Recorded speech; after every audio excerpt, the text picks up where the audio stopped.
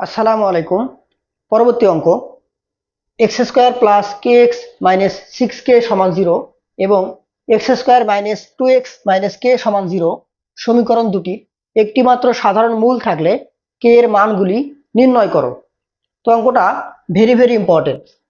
অঙ্কটা আমরা শুরু করি। প্রদত্ত সমীকরণ দুটি প্রদত্ত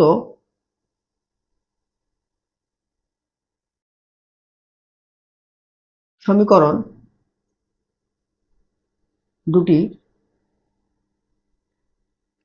x square plus k x minus six k সমান জিরো, এটাকে দিলাম 1 নম্বর সমীকরণ, এবং x square minus two x minus k সমান জিরো, এটাকে দিলাম 2 নম্বর সমীকরণ। তাহলে এই সমীকরণ দুটির একটি মাত্র সাধারণ মূল আছে। ধরি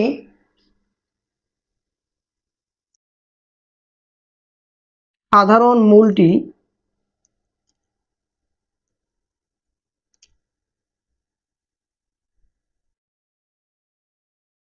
আলফা। তাহলে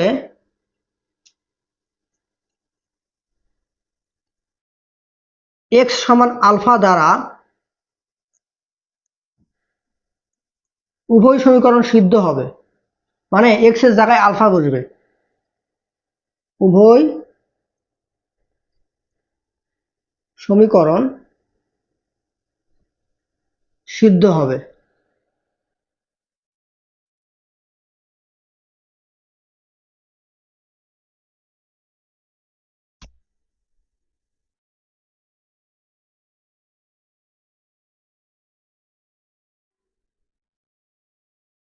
তাহলে অতএব আমরা বলতে পারবো যে এক্স স্কোয়ার জায়গায় বসাবো alpha square plus k alpha minus six k সমান জিরো, এটাকে দেব সমীকরণ 3, এবং আলফা স্কোয়ার পরেরটা minus two alpha minus k সমান জিরো, এটাকে দেব সমীকরণ 4। এখন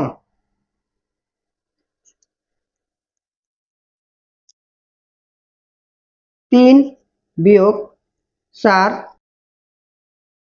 হতে পাই আমরা 3 নম্বর সমীকরণ থেকে 4 নম্বর সমীকরণ বিয়োগ করে দেব। তাহলে alpha square plus k alpha minus six k minus alpha square plus minus দিয়ে গুণ দিলে টু আলফা প্লাস হবে, আর এটা প্লাস হবে প্লাস কে সমান জিরো। আমরা এখান থেকে আলফার মানটা বের করার চেষ্টা করি, বা তাহলে এখানে কোনো কিছু কাটাকাটি যায় যায় আলফা স্কোয়ার কাটা, এই যে মাইনাস সিক্স কে আর এই যে কে, তাহলে মাইনাস ফাইভ কে ওই পাশে পার করে দিলে হবে প্লাস ফাইভ কে। আর এখানে থাকতেছে কে আলফা প্লাস টু আলফা, এখান থেকে যদি আমি কে আলফা প্লাস টু আলফা থেকে আলফা কমন নিয়ে ফেলি, আলফা কমন নিলে এখানে থাকতেছে কে প্লাস টু, আর এই যে মাইনাস ফাইভ কেটা পার করে দিই তাহলে প্লাস ফাইভ কে। অতএব আলফা সমান five k divided by k plus two. তো এই আলফার মানটা আমরা 3 নম্বর সমীকরণে বসাবো, যে কোনো একটাতে বসালেই হবে। তাহলে আমরা এখন আলফা এর মান 3 নম্বর সমীকরণে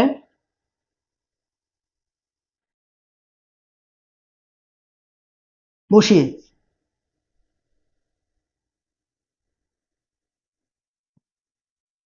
তাহলে আমরা এখন আলফার মানটা বসাবো। আলফার মান এখানে ফাইভ কে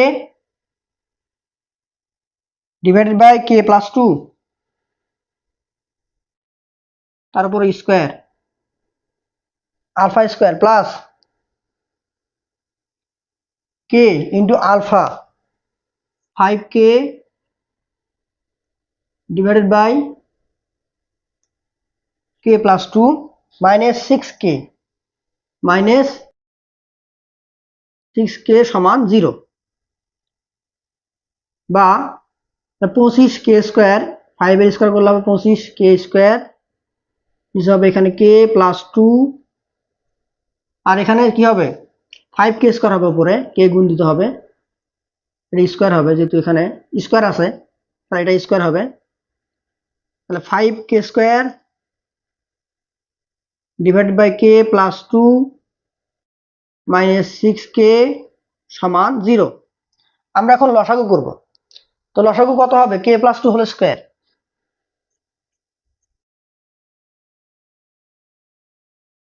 k প্লাস 2 হোল স্কোয়ার, তাহলে এখানে থাকবে 25k square plus 5k square,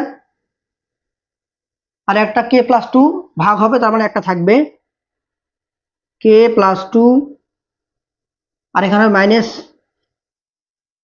6k into k plus 2 whole square সমান 0। ওকে, তাহলে এখন আমরা ক্যালকুলেশন করি, যে বা 25k স্কোয়ার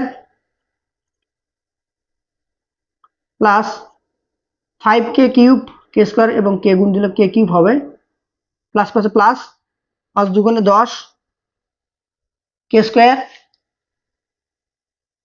মাইনাস 6k, ভিতরে a প্লাস b স্কোয়ার ফেলা দেই, a স্কোয়ার প্লাস 2ab মানে 4k, 2ab 4k plus b square মানে 4 divided by k plus 2 whole square. Okay, এখন আমরা কোনাকুনি গুণ দিলে আমাদের k প্লাস 2 চলে যাবে, আর উপরে কি থাকবে, উপরে থাকবে 25k square plus 5k cube plus 10k square plus minus 6k cube plus minus 624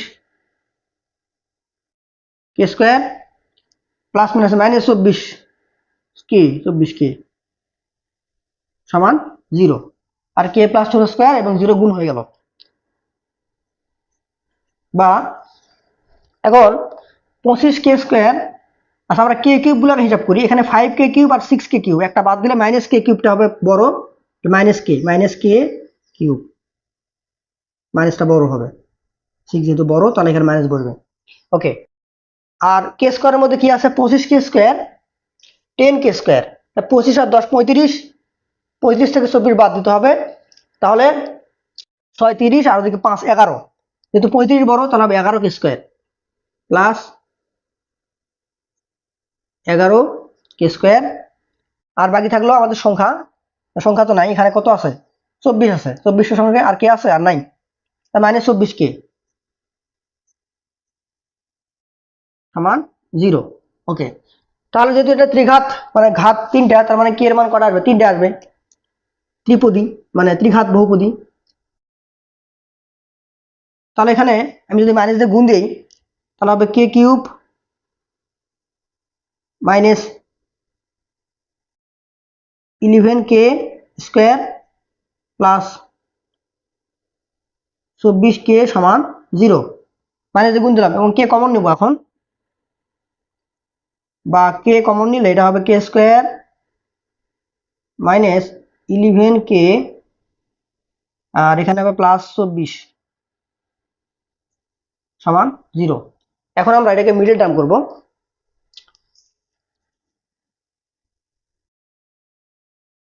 ওকে, তাহলে বা কে এখানে থাক, ভিতরে 3 8 24, তাহলে 8 3 11, k square minus 8k minus 3k plus 24 সমান 0, বা কে আমি এখন এখান থেকে কে কমন নিব, কে কমন নিলে এটা হবে k মাইনাস 8 -3 কমন নিলে এটা হবে কে -8, 3 8 24। তাহলে বা এখানে থাকতেছে কে ইন্টু কে -8 ইন্টু কে -3 সমান 0। সুতরাং এখান থেকে আমরা কে এর মান পাবো কে সমান 0, আর কে -8 সমান 0 হলে ওটা কত হবে 8, আর আমাদের শেষে কি থাকবে 3। তাহলে